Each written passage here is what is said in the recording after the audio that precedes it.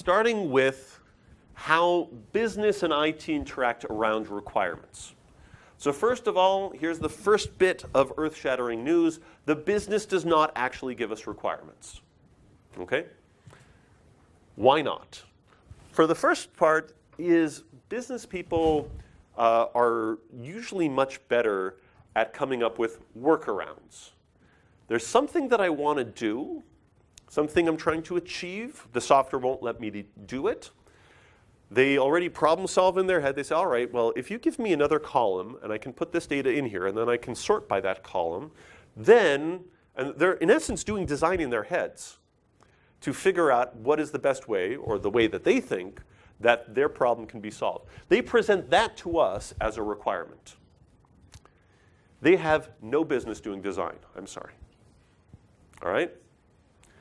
We need to accept that, say, that's a workaround. Now, who is this person that is, this role that is interacting with them around that? It's a business analyst. Now, when I use the term business analyst, I don't mean the, let's call it the common person that we often see in these roles in organization. The type of person that you need in this role is the kind of person that can push back on business stakeholders and say, I can understand why that would be an approach that would work for you, but let's try a different model.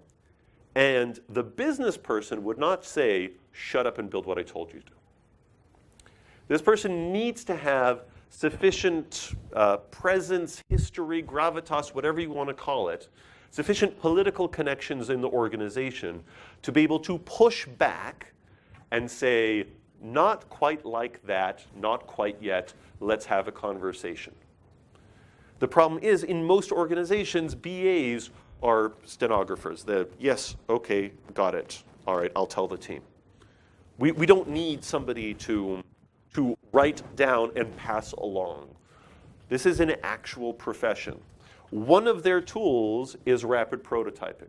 Say, what other ways could we solve your problem? And let's try it this way, let's try it that way, using tools like Balsamiq or any other type of quick and dirty screen prototyping type of tool to figure out what is the actual problem. And eventually we want to get to the conclusion of, so you wish something could be better, cheaper, faster. Once we can understand the you want X, what this thing is to be better, cheaper, faster, that's the point in time that we can say, oh, now I understand why you want what you want. It's important to understand the why. Once we have the why, then still not a requirement. But at least we have an idea of how to go about finding a requirement. Next step, business analyst continues doing their type of work to figure out what is the right way in order to solve this. But there's another component that needs to come in, which is the architect role, or one of the important components of the architect role to the development process is estimating. Now, the problem with estimates is most people don't know how to do it. Everybody talks about estimates, but the better structure for estimates, down over here, right? An estimate is given a well-formed team of a certain size. Well-formed, meaning this is a group of people that have worked together in the past. Not a bunch of people that we just picked up off of the street and threw together and said, okay, this is a team, right? You need to have a team, not a collection of individuals that know how to work together of a certain size. Already at this point, most organizations can't do estimates because they don't operate under this assumption, given a team of a certain size, a well-formed team. Next, that is not working on anything else. Oh, that's just crazy talk. You couldn't possibly, people not work.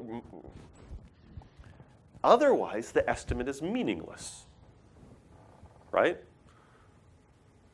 Given a well-formed team not working on anything else, then we can start to have a conversation on how long this thing might possibly take. All right? Here comes the next bit. I am C% confident, meaning this is not a promise. I'm providing you with a level of confidence that it will take between T1 and T2. An estimate has a range and a degree of confidence. If you don't follow this model of estimates, you are not actually giving estimates. You are speaking, but you are not actually estimating. All right? Yes? I feel now you have to provide 4 estimates for S, C, T1, and T2. That's correct. That's our role as architects, is to fill in these elements of the estimate, is to say what is the size of the well-formed team, all right? And dealing with the fact of, well, between T1 and T2, and what is my confidence level? So the smaller the piece of work, T1 and T2 will be closer together, and my degree of confidence will be higher, right? I get that, but we are not able to provide 1 estimate, and your solution is to provide 4 estimates. Doesn't that make the problem harder? So, especially the probability one. Right. Skeptical. Right. So these numbers don't have to be perfect. They're let's call it a communication tool for an interaction with business stakeholders.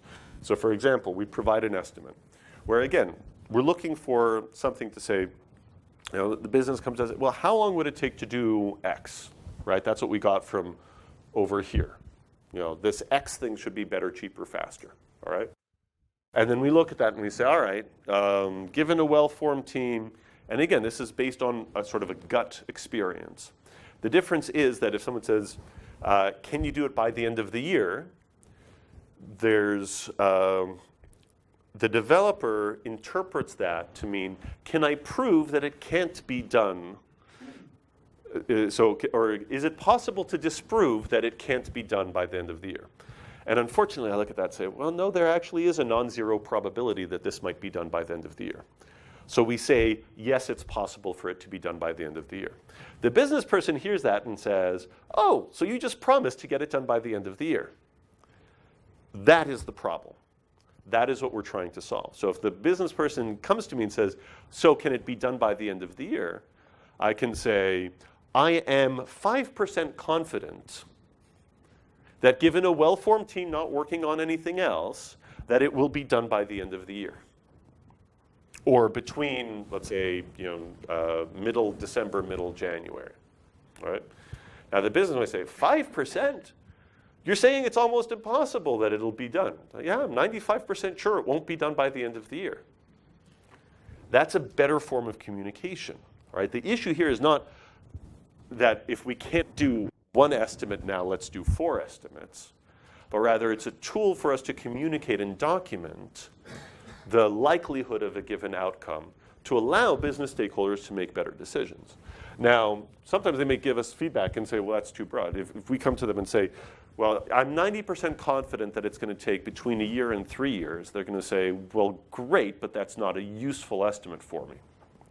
Okay, great. Let me do a proof of concept. Give me a week. Give me some time to do some analysis, some implementation, some testing, some performance testing, whatever. And at the end of this proof of concept period, I'll give you a new estimate. So there's a negotiation that's happening here around the estimate, around proof of concepts as a risk reduction process to loop as the proof of concept gets bigger and bigger, so the business to say, look, I'm not going to give you another month to deal with this. Your estimate of saying you're 80% confident that it's going to take between 14 months and 16 months, I'll take that and we'll go with it. But again, the important thing are these 2 things. It's not this, though this is a good mechanism to drive why you should let us do all sorts of proof of concept type work. It's the given a well-formed team not working on anything else. All right? So if we can get the business to sign off on this, we've already done a lot. Okay? Yeah. The well-formed team sounds a bit vague. Should you sort of include a specification of skill sets, somehow, or should you have a certain team already in mind, or what's sort of behind the well-formed team? So I don't want to say obviously yes, but there's a certain element. So talking to an organization a while back, the PowerBuilder.net type of organization, and now they want to rewrite everything as a service in the cloud. Like, guys, you're missing a lot of skills and knowledge in-house here. So yes, you do have a well-formed team, but you're right, the knowledge and skills component is something that also is important.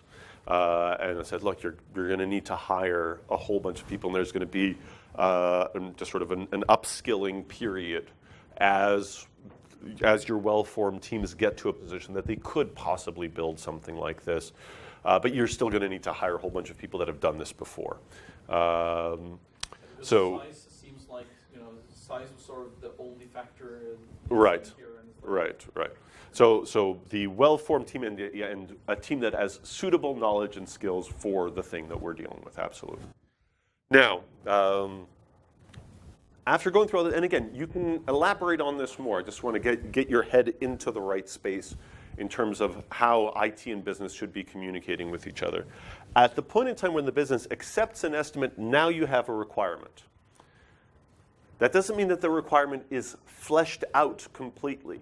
It doesn't mean that the estimate is it will be ready by the end of the year. But you've gotten to the point where the business has an idea of the value that they're going to be getting from this thing and an idea of the cost that it's going to be taking them to actually have it done, where they can say, all right, it's worth it. Right? At that point in time, it's a requirement.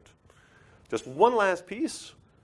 When they say, oh, okay, so it'll be done in 18 months, say, no, I didn't say that. I said, given a well-formed team not working on anything else, then that would take, I'm 80% confident that it's going to take 18 months or less. But the thing is, we already have accepted a whole bunch of other requirements that we've already committed to. So, based on the backlog of work that has already been accepted, your feature should be ready by sometime around the end of 2025. At which point the business will throw a fit and say, that's totally unacceptable. You say, great, because now I have somebody else for you to talk to. Say, no. You're going to have to reprioritize those requirements. You're going to have to figure out, if you want this thing earlier, what other things are you going to push later? Because ultimately, our assumption is, well-formed team not working on anything else. So if you want this thing done sooner, something else is going to have to give. And then that's the point in time where the business stops being a monolithic single unity voice. You just sort of throw the list of requirements on the table and say, okay, you guys prioritize in which order. And I know that the architects here will say, no, there's certain features that we should be building in front of others. Don't even worry about that. They'll be at each other's throats for weeks deciding what comes first and what comes next. All right? So the project manager doesn't really need to decide what the new dates are, so much as to just get that input of, well, what is the actual priority of requirements? Okay? So the whole dependency between features, that tends to be of a slightly lesser concern towards what the ultimate schedule ends up being. Now you might be looking at this and saying, but that doesn't look agile. That sounds totally waterfall, where first you're doing requirements, and then you're doing analysis and design, and then you're doing scheduling. Where is the agile in this? So first and foremost, this is not meant to be agile in name. This is meant to look at the communication problems between IT stakeholders and business stakeholders, and to try to make those things more explicit and to provide tools and frameworks for joint decision making. That's where we start. All of this can happen in parallel to the development of all of the previously accepted requirements, right? This doesn't mean that the team is just sitting there idle waiting for this stuff to happen. we can continue doing work on the accepted schedule from before while all of this haggling is happening in the background. So it's not in conflict. It's not phase-gated in the sense that you don't do the work until ultimately the schedule gets accepted. All right? You have a question from before, Gunnar? I was just wondering, like, because you were doing the estimate earlier, Mm-hmm. usually the biggest risk in the estimate is that the requirements are constantly changing. So you just do something and like, Mm-hmm. but because usually you just come into a deadline and then they just have to figure it out how to like what they're gonna have in it in the end. Right. Because So, you said they don't even know what the requirement is, they didn't even give it to you. right. You're estimating something and you kind of don't know what you're doing anyways. Right. So as you're saying, if they don't know exactly what they want, then how exactly are we going to provide an estimate, Yeah. right? Let alone a well-formed estimate Yeah. like this. So part of the responsibility of the business analyst role in this process is to help create enough meat on the skeleton of requirements to say, okay, now that I understand what problem you're trying to solve, and I saw the workaround that you originally came up with, they create, if not one well-formed skeleton and sort of fleshed out model, they might create a couple, and to say, all right, are all three of these more or less going to solve your problem? All right? At that point, that feeds into the architect's work, where the architect might look at these things and say, well, that one would be much easier for us to implement versus this one. So I know it's presented here, and it's just from a visual perspective, as a handoff from the business analyst to the architect to the next and the next. But there's a lot more collaboration here between these roles together with the business, and that gets back to the whole proof of concept type stuff, to figure out what actually needs to be built and how it can be built and to estimate through that process. But in essence, this is happening as a parallel stream of, again, proof of concept-y type of work to help figure out what should we even be building in parallel to building the stuff that we already know that should be built. So there's no, again, there's no easy cookbook recipe of how do proper functioning business analysts work with proper functioning architects, work with proper functioning project managers. But it needs to be clear that these three roles need to collaborate with each other and with business stakeholders in advance of any requirement being accepted to the team. And that work, in essence, is feeding into that final schedule, that final definition of, oh, okay, this is what we're doing, this is roughly how we're going to be doing it. And that's why, coming back to this, we have almost always a certain degree of confidence, because we know that there's going to be some movement around that. Part of this relates to, going back to this picture over here, this is a long-lived product, all right? We're going to be making some mistakes along the way that we know that we're going to have to redo. It's never going to be finished. It's not meant to be finished, all right?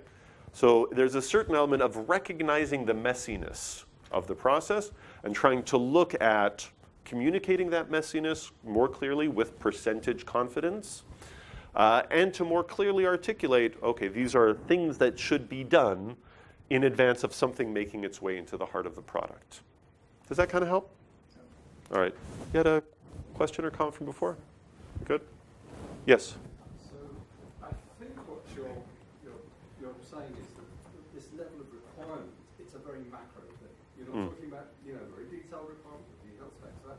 This is the process of getting an agreement with the business to actually make an investment. Correct. That's right. Requirements are an investment decision. You can then kick into the classic agile process with the backlog, and all that kind of stuff. Absolutely. So I'd say that if we connect back to what you were saying about the agile, the regular agile process, that part of this, at least in Scrum terms, that has been allocated to the product owner role, it gives a little bit more clarity as to what needs to be done in an element of product owner before something is making its way into the backlog. And that's one of the things that I've always found sorely lacking in Scrum. It's the assumption that things will just make their way in there properly. And in my experience, again, many product owners were glorified business analysts that were not necessarily people that had enough of a backbone to stand up to the rest of the business organization. And in some cases, they, even if they did not have, let's call it the rigor. So even if they were someone of stature in the business, they didn't have the rigor around the business analysis, the architecture, the project management, in order to say, well, how do we turn this into a schedule? They just sort of said, this needs to be done by the end of the year, this needs to be done by the end of the first quarter, and the team just sort of accepted that and ran with it. So even if they had the backbone, they didn't necessarily have the tools to turn that into meaningful activity that they would do with the rest of the business organization and how they interacted with the team. So that's what this is trying to solve. Not necessarily to replace Agile or to say that there isn't a product owner. Okay? I saw another hand? Yes. Wondering whether or not you got any experience working with companies that use the no estimate approach, where you work on the most important thing right now, and it kind of takes as long as it needs to take. Right. Mm-hmm.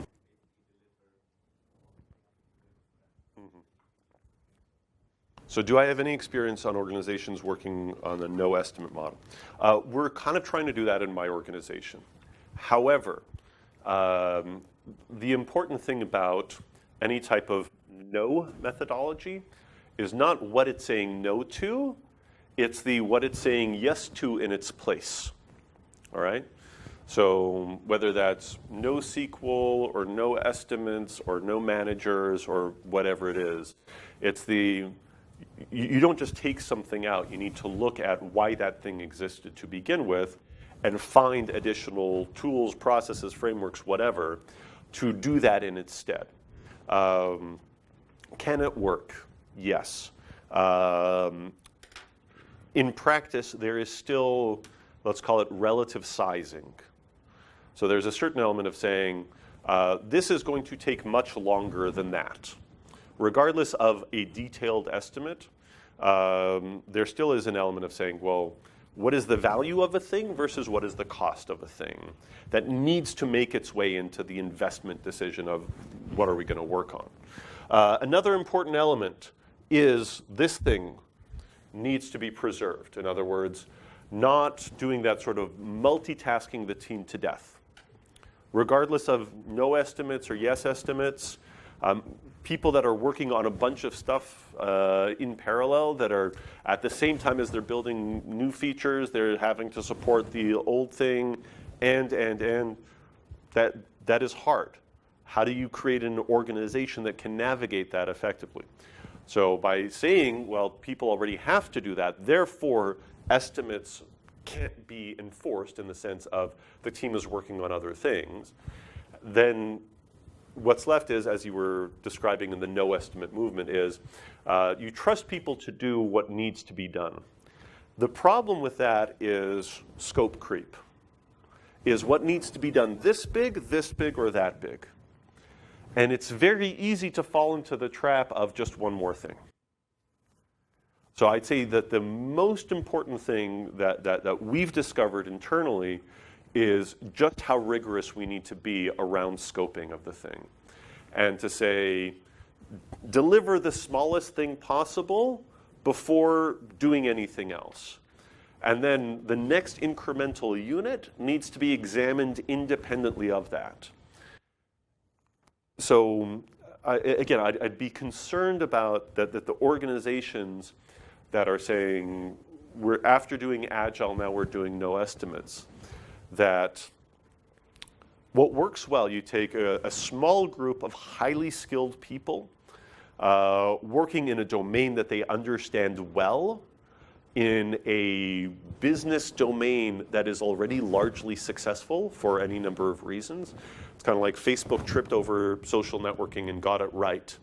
And then that rocket ship started taking off, and they started getting money thrown at them. It's very freeing to have hundreds of millions of dollars available to you without having to worry about making payroll at the end of every month. It's very easy to say no estimates when you don't have to worry about payroll. When you have to worry about delivering something to a customer by a certain date, otherwise they won't pay, it's much more difficult. So there are a whole number of things. It's very easy to say, but Facebook, but Twitter, but Uber, but look at them, isn't it awesome? And to take practices that work well in that context and try to put them as an implant in a totally different context, and then to see those things fail. So I think those things don't get acknowledged enough in any of the process discussions that happen, is what are the surrounding elements that enable or hurt a given practice. So again, I believe that there is value in no estimates as a theory, but it requires a much higher level of maturity of the organization.